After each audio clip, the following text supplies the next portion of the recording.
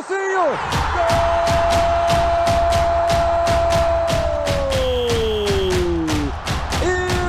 Nilcinho! Salve! E aí, rapaziada, como é que vocês estão? Firmeza total? Mano, só vou falar meio baixo aqui, né? Porque agora já são 00:30, cheguei em casa agora, amanhã já tem que sair pra final da copinha. Tá loucurada, mas bora falar do jogo, né? Não tem muito o que fazer, tomamos outra pedrada. Mas antes de falar do jogo, se inscreve no canal, dá uma moral aí, curte, comenta, compartilha. Dá uma moral pra nós aí, ajudar a pagar o Slim, porque o Slim, porra, o Slim tá inflacionado pra caramba. Mas, seguinte, Palmeiras 3, 1, 2, 3, São Paulo 1. Aí começamos da onde? Da escalação. Primeiro começamos da pedrada pra Portuguesa, né? Que foi horrível. Aí viemos na escalação. Talvez aquele senso de urgência, o Crespo tenha escalado o que ele na cabeça dele é a melhor opção. E aí a gente veio com o Rafael, Mike, Arboleda, Alan e Enzo, que fez uma boa partida, gostei. Primeira partida dele no ano, gostei. Aí jogamos com o Danielzinho, Bobadilha, Marcos Antônio. O Luciano, eu não sei se deu pra ver da televisão, mas o Luciano tava fazendo bem a função do ponta direita. Tava Luciano, Tapia e Luca, que eu acho que também fez uma boa partida. Só que o Luca, eu não sei se pela idade, pelo empenho, pela tomada de decisão, ele joga 45 minutos muito bom, no segundo tempo ele cai de ritmo. Mas é um baita jogador, gostei dele com o Enzo, acho que deu liga. Mas vamos pro jogo.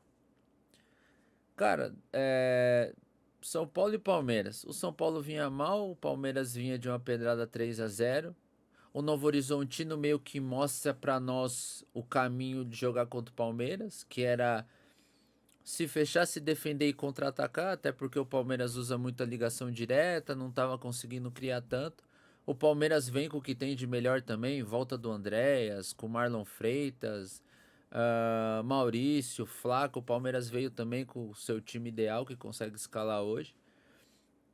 E aí o jogo se inicia com o São Paulo com mais volume, um São Paulo com uma atitude diferente, tomando, ao invés de esperar fazer o Palmeiras se expor para tentar contra-atacar, não, São Paulo que propunha o jogo.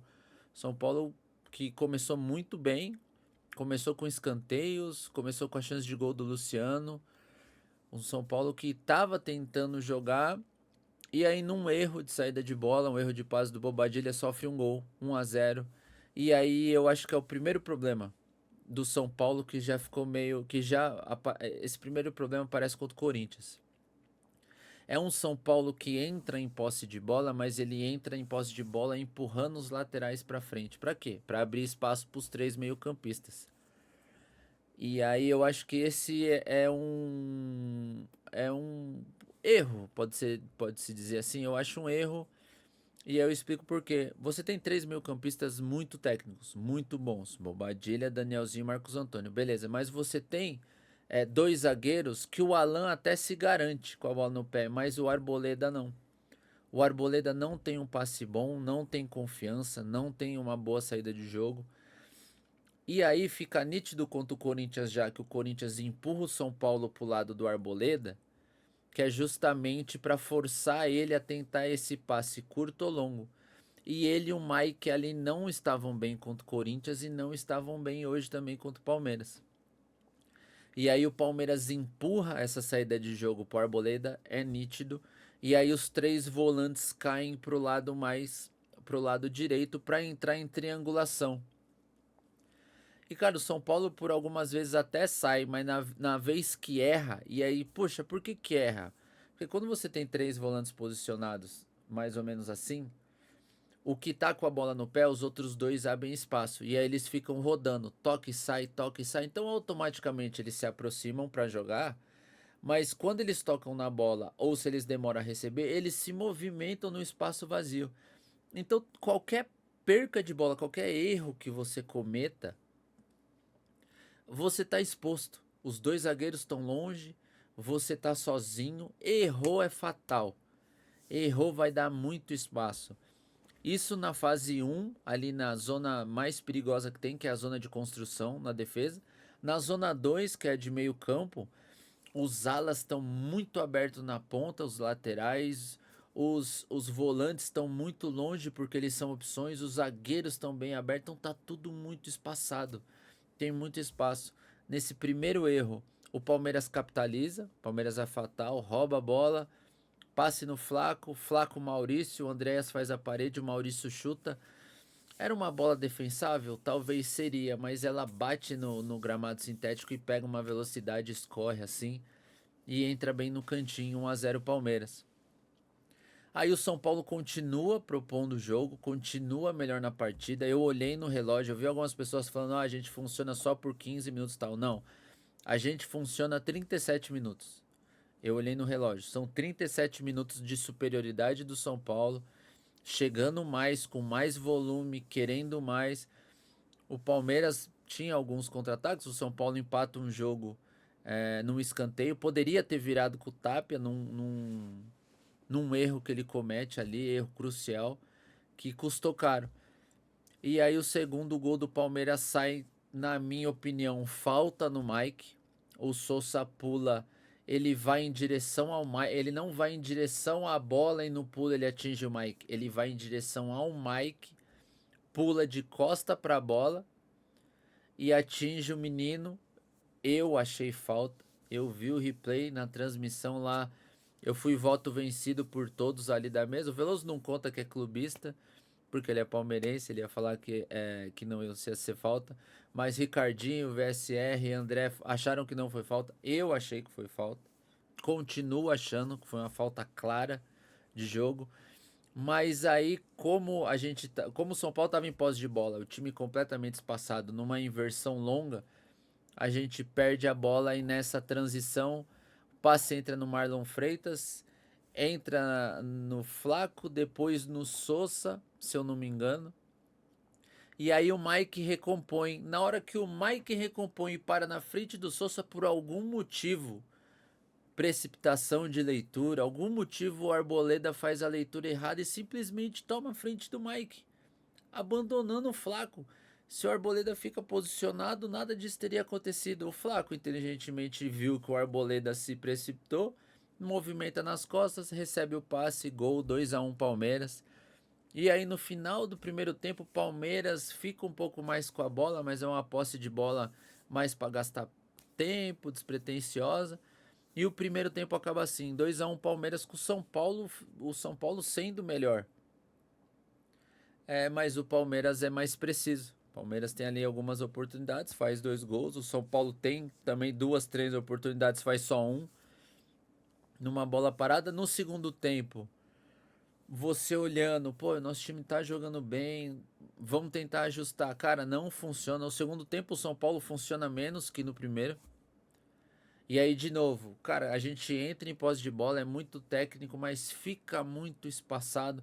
O São Paulo tem o Luca pelo lado esquerdo, que é bem agudo. É um jogador criativo, que tem uma leitura boa, tem um time bom, tem uma decisão boa. Com o Enzo passando mais do lado direito, deixa o Mike muito no mano a mano, e o mano a mano não é o forte do Mike. Pelo menos não no profissional até o momento.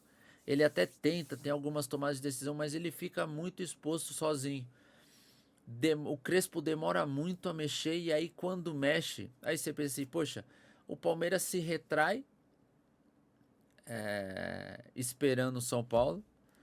O São Paulo não consegue criar, porque o Bobadilha no segundo tempo não apareceu. O Luciano também fez uma partida bem abaixo no segundo tempo. O Tapia é o Tapia, é empenho, vontade e só. E aí você pensa, poxa, o que a gente poderia fazer diferente? Eu até falo na transmissão, o que a gente pode trazer para a mesa de diferente? Porque se ficar igual, a marcação já está encaixada, não vai mudar muita coisa. Vai ter um fôlego novo, mas não muda muita coisa. Poxa, pega o Luca, põe pro lado direito, coloca o Ferreirinha do lado esquerdo, coloca o menino Pedro Ferreira, traz os volantes para trás, Marcos Antônio e Danielzinho, tira o Bobadilha, tira o Luciano e tira o Tapia, coloca o Caleri. Volta pro 4-2-3-1, dá liberdade pro Pedro Ferreira, dá um pouco mais de liberdade pro Marcos Antônio, desde que ele esteja bem posicionado. Faz a bola transicionar de um lado pro outro, começa a jogada pela esquerda, atrai o time do Palmeiras todo pro lado esquerdo, na transição, pega o Luca no mano a mano, atrai o time do Palmeiras pro lado direito com o Luke e Mike, na transição inverte o passe e pega o Ferreirinha. E aí o Ferreirinha ia ter mais tranquilidade. Mas não, o Crespo simplesmente troca 6 por meia dúzia, coloca o Ferreirinha no Luca, então o lado esquerdo fica mais volumoso, com mais volume de jogo, mas o Ferreirinha toda hora conta 3. E quando acontece a inversão de jogo, a bola chega no Mike, no mano contra o Piquerez e o Sousa, e as opções do Mike pelo lado é Danielzinho e Bobadilha. Então são 2 segundos volante com lateral, a gente fica sem opção de jogadores criativos. Ainda se o lateral, com todo o respeito ao Mike, né, que eu acho que é um menino que tem muito a evoluir ainda, mas se pega um lateral direito como o Cicinho, como o Gabriel Gabichou, laterais que tem essa facilidade do quebra-linhas, Felipe Maestro, esses caras que ficam no mano e se viram no mano, eu acho que era um ponto, era uma vantagem a ser observada, ou uma vantagem que poderia ser usada de uma maneira melhor. Mas o Mike no mano a mano não conseguiu tirar vantagem de quase que nenhum jogo ainda.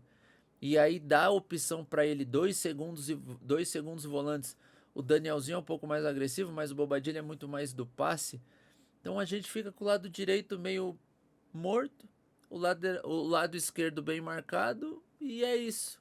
E aí as alterações do Crespo foram essa. E aí, cara, por que? Traz alguma coisa diferente pra mesa.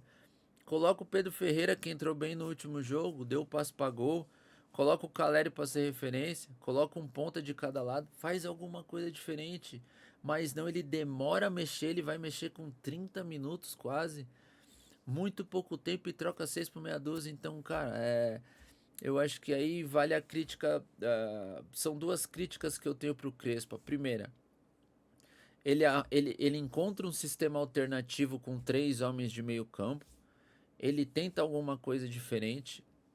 Mas ponto um, não dá para jogar os três segundos volantes no meio. Não dá.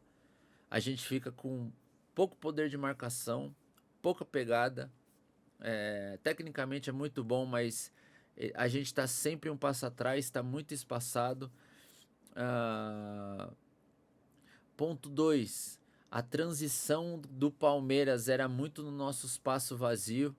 Poxa, o Novo Horizontino deu de bandeja para nós como joga contra o Palmeiras. Era no 4-2-3-1 fechadinho, saindo no contra-ataque. Todos os times do Brasil jogam fechado contra o Palmeiras, tentando aproveitar essa deficiência que o time do Palmeiras tem. E aí a gente tenta entrar em posse de bola contra o Palmeiras, sair jogando todas. Então eles praticamente capitalizaram nos nossos erros. E aí eu acho que fica essa crítica pro Crespo. Os 3 segundos volantes não dá para jogar junto. Vai ter que encontrar alguém para jogar na frente deles, como 10, que não é o Luciano. O Luciano talvez dispute posição com o Caleri ali de 9, mas não é o Luciano. E a leitura também do Crespo, que contra o Corinthians foi uma, contra a Portuguesa foi outra, e hoje foi 6 por meia dúzia, também não entendi.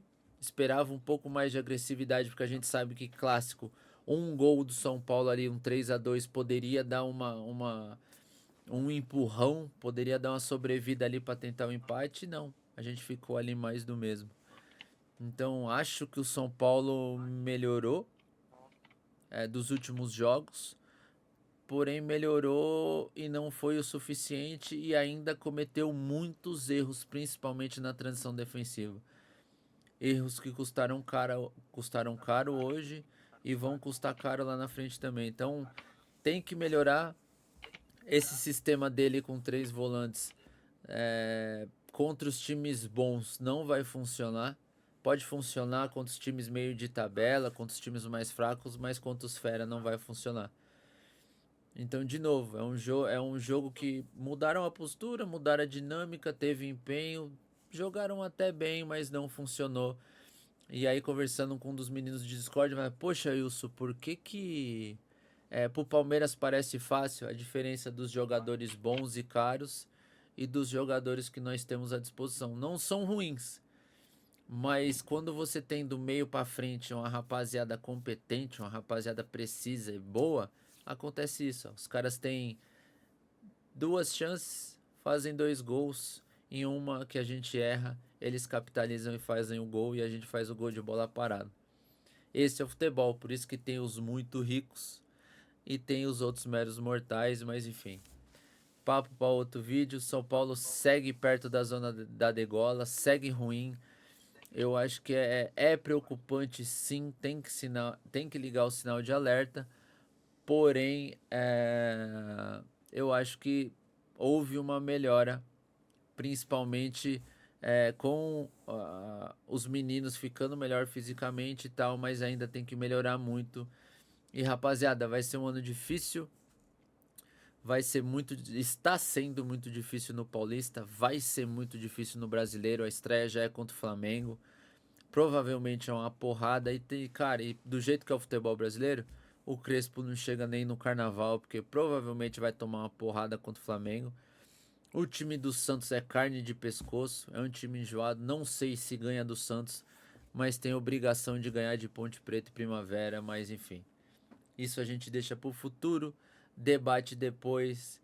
E é isso, rapaziada. Vídeo tá entregue. Meio de semana. Depois. Tem live pós-jogo contra o Flamengo, porque não é paulista, eu não vou estar trabalhando na TNT.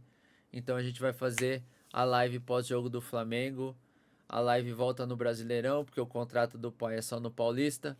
Quem foi lá deu uma moral, valeu. Quem foi lá e cornetou, valeu também. Porque falem bem ou falem mal, eu falem de nós outros. E é isso, senhores. Beijo no coração, fiquem com Deus. E até o pós-jogo contra o Flamengo. Demorou? Fui. Valeu, Zinho! Gol!